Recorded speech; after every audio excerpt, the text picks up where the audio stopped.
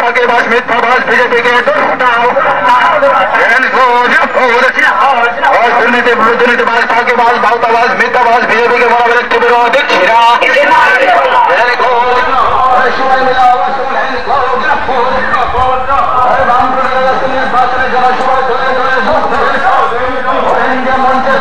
নির্বাচনে